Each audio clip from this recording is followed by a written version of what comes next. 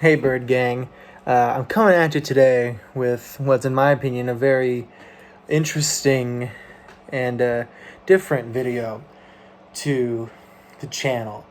Um, it's not that different in terms of theme. The general theme is consistent with some of the content that's been on here before. But what you're going to see is a process in which I do the unthinkable. Let me preface this by saying that this began as a sort of challenge from my good pal Cam Kreiner. I was driving him home from school, as is pretty normal on most Wednesdays and Fridays for us, and he said to me, "I'd like for you to make me a playlist of 20 Billy Joel songs." He said that they could be what I consider my favorite songs, the best songs, the most essential 20 songs, but a playlist of 20 songs for him to listen to. And to me, that's such an incredible, enormous challenge, because consider Billy Joel and his discography, and just of his studio albums. There are 12 studio albums, and almost all of those studio albums have 10 songs. I think one of them has 8 songs, and maybe 2 of them have 9 songs. So that's in the ballpark of 120 songs. And then also there are 2 singles that he released with his first greatest hits compilation. And again, we're right up with 120 songs. He also said that I asked him if he wanted them to just be studio recordings or if he wanted some live recordings in there. And he said if I could find live recordings, that there would be a great part of the playlist. And so now we add in that layer of live performances, live recordings. And Billy Joel has 4 live albums, and they're all on Spotify, of course. Plus, there are additional live tracks that weren't on any live albums, but were on like some re-release special editions of some albums. Like there was a 35th anniversary re-release of The Stranger that came out a few years ago, that had some live recordings on it. Like I think his big old compilation called My Lives has a bunch of demos on it, and also some unheard or unreleased rather live recordings. So put all that in consideration, and that's just adding to the volume of Billy Joel's work. And I listened to a playlist that I curated called Bunch of Billy that has all of the tracks recorded from his studio albums, a lot of tracks from the live albums, a lot of the demos and previously unreleased live tracks from the My Lives compilation. And there's another compilation that I can't remember the name of, but it's got like a blue cover with gold writing on it and like an anchor logo, because Billy Joel loves boats. But anyway, I can't even begin to think of reducing Billy Joel to 20 songs. Not that it's a bad thing to do. I think it's a very good way to start with Billy Joel, is to start with the essential and then build out from there. Another good way would be to start would to just go chronologically. That's not what I did. For me, my beginnings with Billy Joel was probably done through compilation albums, which are in and of themselves trimming it down to just the essential. Usually the compilation albums, such as The Essential Billy Joel, such as Billy Joel's Greatest Hits Volumes 1, 2, and 3, those are usually just like the most successful singles. But I think that when you do that, and you reduce Billy Joel to his singles, you're reducing him to a lot of work that's not his best. You're reducing him to a lot of work that doesn't necessarily portray who he is as an artist most accurately. So, while I'm going to be influenced by those compilations in forming this playlist, I'm not gonna try and do everything that they did. For me, I think my main thesis in curating this playlist is the idea of making a great set list for a concert.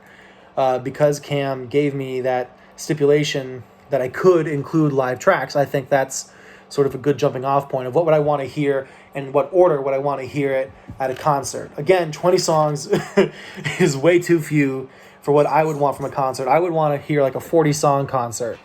Like if you asked me to break Billy Joel down to his 50 most essential songs, that'd be easy. That'd be No sweat. Piece of cake. But 20 songs, I think that's a challenge for any... I think that's a challenge for even the most casual Billy Joel fan, is to reduce him to just 20 songs. And I shouldn't say reduce. It's not reductive. That's the word. But it is. It's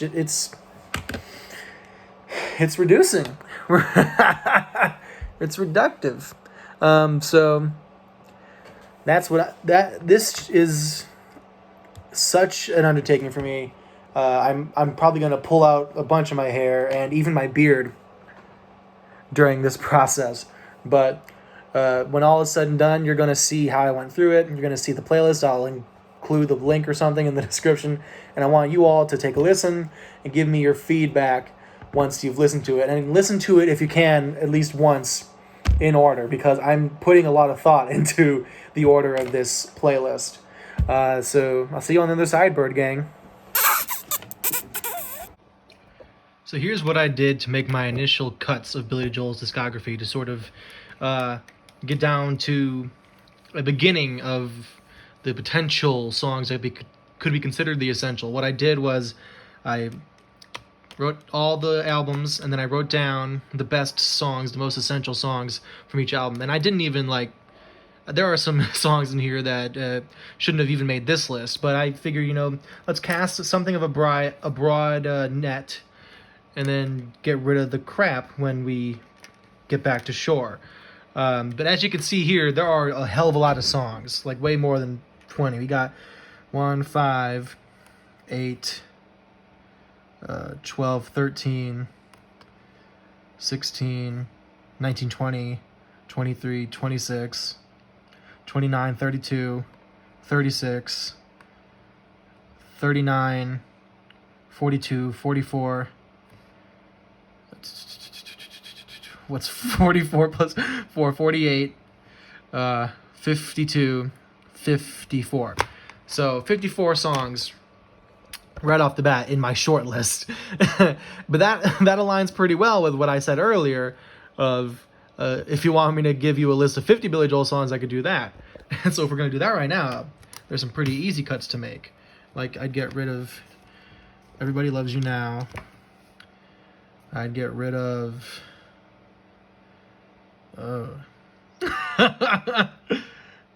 I'd get rid of Root Beer Rag. That's one of those songs that you could save for later in your Billy Joel listening career. But, I mean, you should listen to all of them except for Honesty. Just kidding. Listen to all of them at least once. Form your own opinion. Easy ones to get rid of. Honestly, The Entertainer.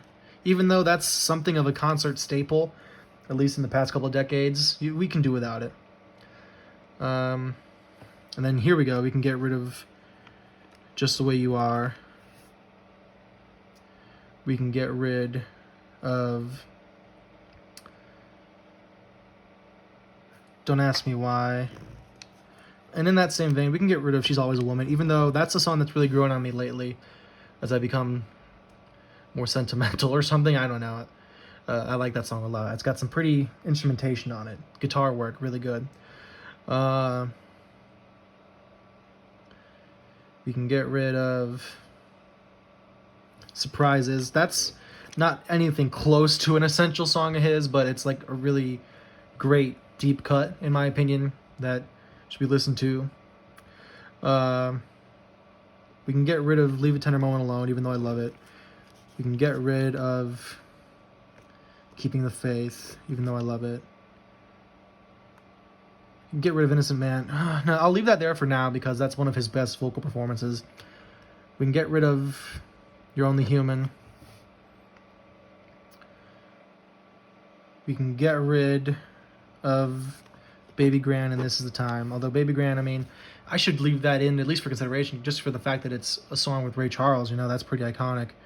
But again, that's a song with Ray Charles. Is it essential Billy Joel if it's with someone else? I don't know, man. We can absolutely get rid of We Didn't Start the Fire. And while we're at it, let's get rid of one of the other number one hits. It's Still Rock and Roll to Me. I think we can get rid of the Downeaster Alexa. And so that leaves us with 6, 7, 8, 9, 10, 11, 12, 13, 14. 40 songs. So now we are at double the amount necessary for this playlist. And so what I did right then is I got rid of a lot of the songs that were just there for me, songs that would never ever make an essential Billy Joel playlist. And in fact, I didn't even get rid of some of the more obvious choices that would never make this playlist. But again, it's like there are so many things going on in my mind at this moment in time. It's, do I make my favorite 20? Do I make the best 20? Do I make the 20 most essential? Do I make the 20 that serve as the best introduction for a new Billy Joel listener? And I want to do all of those things at the same time. But again, you can't do all of that in 20 songs. You can't even do one of those in 20 songs, in my opinion. But that's the challenge of this. That's why this is difficult. Because like now we're really getting into the area where it like physically pains me to scratch songs out, because these songs mean so much to me.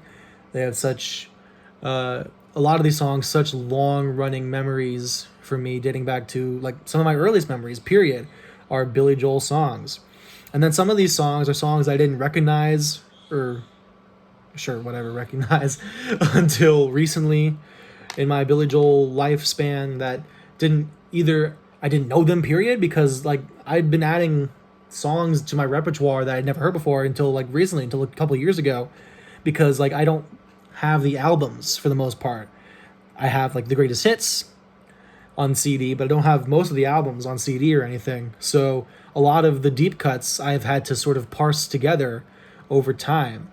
And so that's been a really interesting and fun journey for me, is like in the past, because it hasn't happened for the past couple of years now, a few years maybe, that I've like found a new Billy Joel song that it wasn't like an unreleased demo or something, and that's been a whole other world for me. But is that feeling of finding something that you never heard before by your favorite artist. That's it's life altering, honestly, even in the smallest sense. It's like, oh wow, this changes everything. This changes everything in the smallest sense possible. So yeah, now we're getting into this zone of songs that really mean something to me, and therefore it's harder for me to try and part with them. But that's the name of the game. So let's make some more cuts.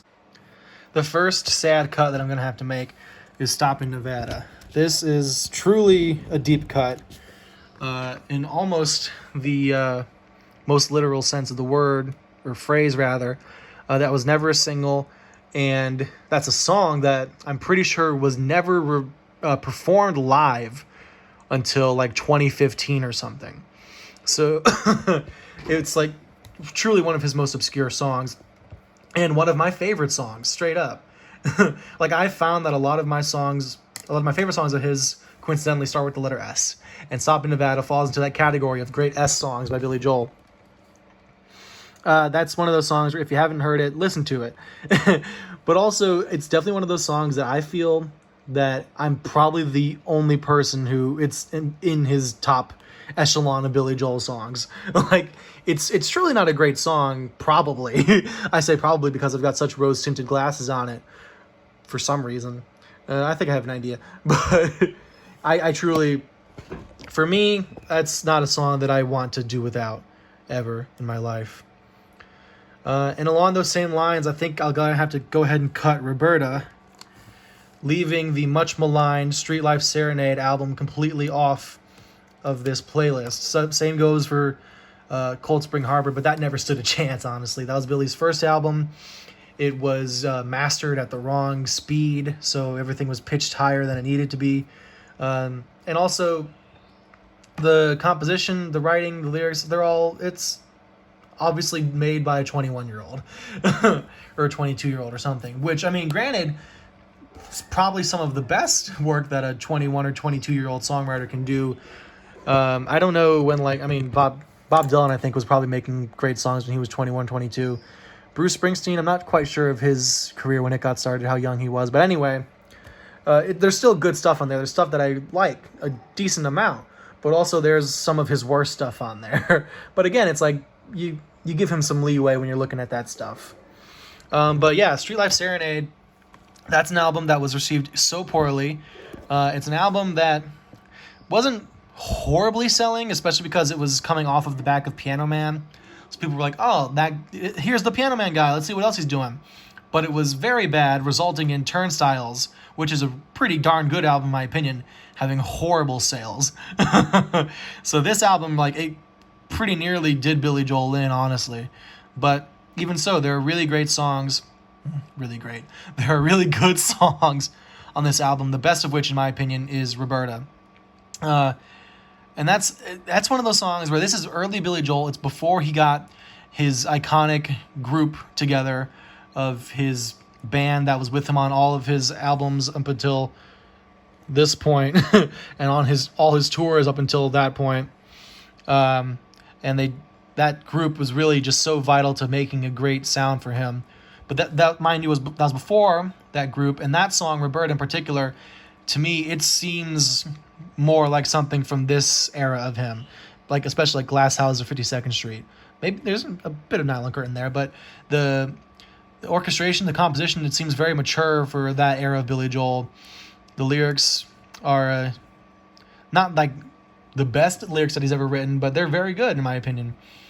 And so that's why that's such a tough song for me to get rid of. Turnstiles,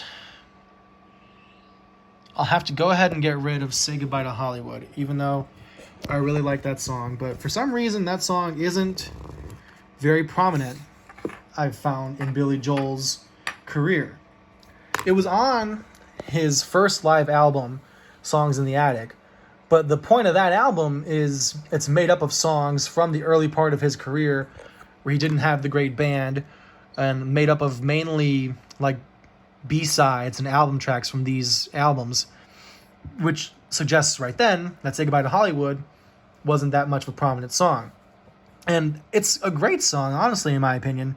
And even still, from that moment in 1981, 82, when that album, Songs in the Attic, was released, until now, that's a song in Say Goodbye to Hollywood that hasn't been very prominent in Billy Joel's live set lists, which is strange to me because I think it's one of his better songs. But because it hasn't had that sort of iconic status in his discography, I'm going to cut it out now, even though I think that there are worse songs that I haven't cut out yet. We move on to The Stranger, which is his best album, objectively. And I got rid of the two most popular songs, at least in terms of sales already, because they're just not as good. Although, like I said, Always a Woman is a really lovely song. Just the Way You Are is so cheesy. Probably the most 70s song that he wrote, up there with James from Turnstiles. And just not very good at all. But it's very like, oh, what a nice 70s love ballad. But at this point, I'm going to have to cut The Stranger, unfortunately, even though that's a great song, because there are only 20 spots. That's the bottom line. There are only 20 spots. It hasn't had that sort of iconic success that a lot of these songs have had, in a similar boat to Say Goodbye to Hollywood, which therefore, to me, makes it non-essential. Again, even if this were a list of 25, The Stranger might creep in there, because to me, it's sonically one of his most interesting songs and one of his best songs. But for now, it makes the second round of cuts. Or doesn't make the cut. Who knows, man? 52nd Street, another great album. I'm going to have to cut Rosalinda's Eyes from this group, unfortunately, because, again, that's one of Billy Joel's most unique songs. And maybe I shouldn't be cutting his most unique songs. Maybe I should be cutting his less unique songs. But here I am anyway. This is going to be some list. I'm tempted to cut My Life because it's not one of his best songs. But I won't. What I will do is cut Until the Night.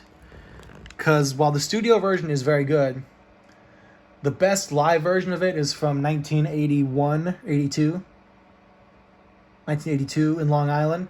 And that concert, while it had a DVD or a VHS version of it that was like played on HBO and then sold in stores, it didn't have a CD. It didn't have an album with it. So there's no live version of Until the Night on Spotify. And to me, the studio version doesn't make this cut. So I get rid of it. But the live versions of songs like My Life and Big Shot are what are keeping those songs alive. Moving on to Glass Houses. I got rid of Rock and Roll. I got rid of Don't Ask Me Why. I'll get rid of All for Lena for now, even though that's a song that I really, really, really dig. But otherwise, I'm not going to touch... I don't know how many I have left right now, but I'll keep all those for this current cut. Allentown, Saigon, Pressure, I'll leave all of those. I'm gonna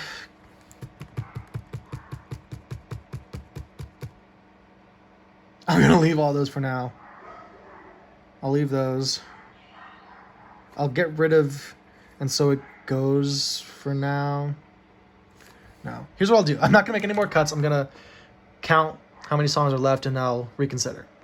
Alright, Bird Gang, so now I'm down to 32 songs, which means I only cut 8 in that last round, I think. Yeah, I think. And this is really where it gets tough. For all of the reasons that I've stated so many times. I don't want to cut more songs, but I think I have an idea of where I can start. I hate this. Cam, I hate you. Just kidding, brother. I love you. This is so much fun. Alright, so we're back to cutting. And the first cut I'm going to make is to Lullaby, which is a truly beautiful, beautiful song. And one of the two major highlights from his last album, River of Dreams, which overall isn't that good of an album, disappointingly. Like, he didn't go out on a high note, really. I mean, he made River of Dreams and Lullaby, which were two of his best songs, in my opinion. Two of his 32 best songs. But, I mean, Lullaby, for me, that's a song that, like, hurts emotionally to get rid of, because my mom would sing that to me as a kid, as a lullaby, as a baby. So, I'm getting brutal now. I'm getting brutal. Because now we're getting into this sort of area where it's like, some of his best song compositions, lyrics, are gonna go by the wayside in favor of songs with worse lyrics but better and more fun instrumentation. Is that what's gonna happen now? And also, I'm considering the live aspect, because a live recording just really takes everything to the next level, in my opinion, for Billy Joel at least. So, man, this is tough. I made one cut so far. The issue is I keep thinking about And So It Goes. And So It Goes isn't one of my favorite songs, like, at least that comes to my head when I think of Billy Joel, but it's, like, truly beautiful and kind of, like, haunting in a way. And so I think it's one of those songs that's, like, just objectively very, very good from him and should therefore be part of a showcase of his songs. But also, I don't think it's necessary to be part of the initial group of 20 songs. I think. This is so tough. This is dumb. So there goes that. Oh, man. Fuck. I think I'll get rid of Sleeping with the Television On. Oh, this sucks. While I'm at it, I'll get rid of My Life. Fuck it. I'm gonna get rid of some of these poppy songs, too. I'll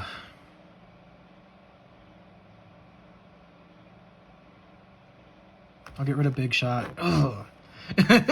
I'm, like, grimacing as I do this. It's causing me pain. Oh, golly.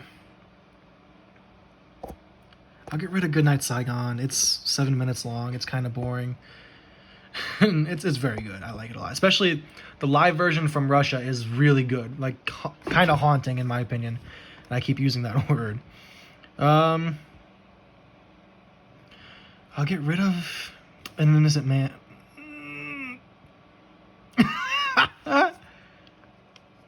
Oh, golly.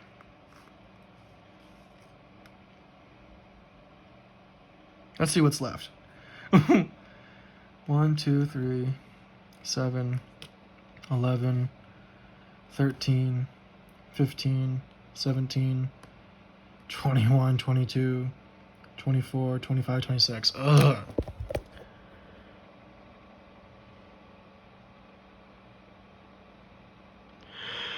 Ugh. I already forgot the number that I just said. I think I said 26.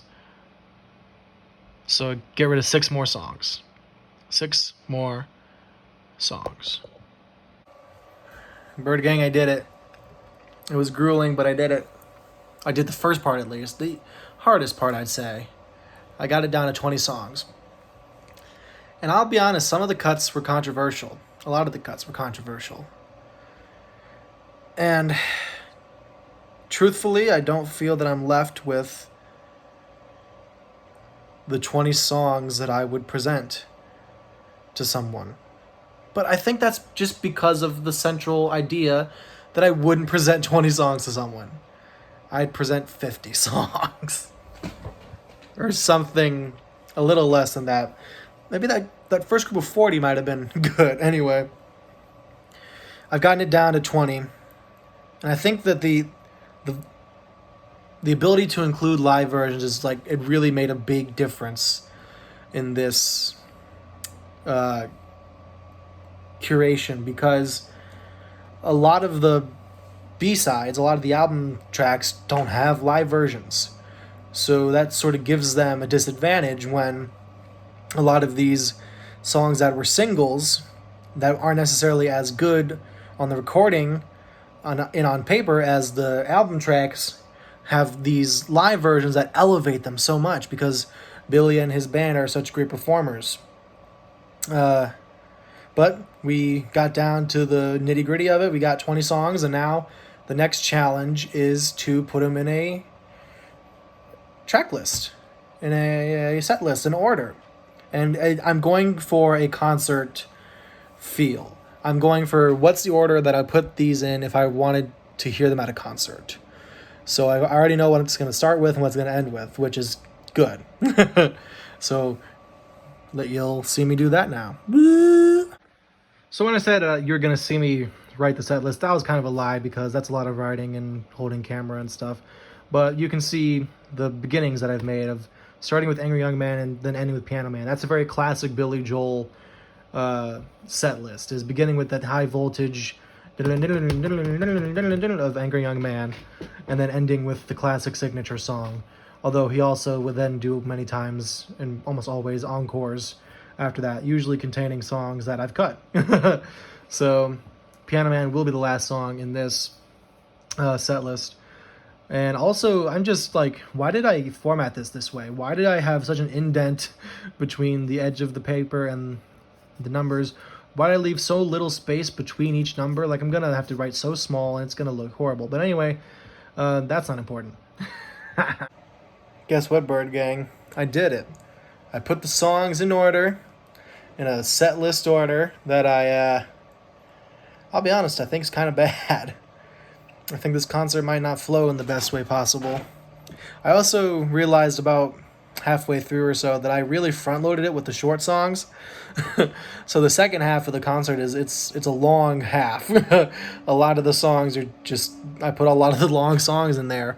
But it's okay. It's fine. I only ask that you listen to it in this order once if you're going to listen to this playlist, and then you can listen to it however you want.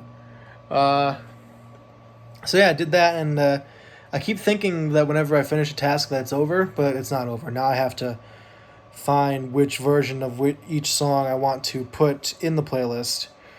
And pretty much all these songs that I've included, I'll say most of them, have live versions that could be up for consideration. Only a couple of them really, I think, don't. So it's another fun level to this game. I did it, folks. I picked the songs, I curated the order, I select which version of each song to put in there, and I made the darn playlist. 20 songs, an hour and 40 minutes, which again is ridiculous to me considering the fact that Billy Joel throughout his career, and still now even, puts on concerts that are over 2 hours long. But this was the assignment, and I did it. And I might have gotten a passing grade. So if you want to check it out yourself and listen to it full through in this order one time, please, and then give me some feedback, some criticism, constructive or destructive. I don't care at this point. I'm graduating in 2-3 weeks. Go ahead and do so. It's called Joel Central because I'm a clever person. Thanks for sticking with me on this ride, Bird Gang. Get some Joel into your ears today before you go to sleep, or else I won't kiss you. Bird Gang, I need to give you an update. So, when I finished the playlist, I sent it to Cam, because it was his playlist after all, that he asked me to make. And I sent it to him, and he responded, "Can you please add Zanzibar to the playlist, because I really like that song a lot." So, when you look it up and you see that there are 21 songs as opposed to 20 songs, that's why. It's because Cam wanted Zanzibar. Bye, Bird Gang. I'm gonna sleep now.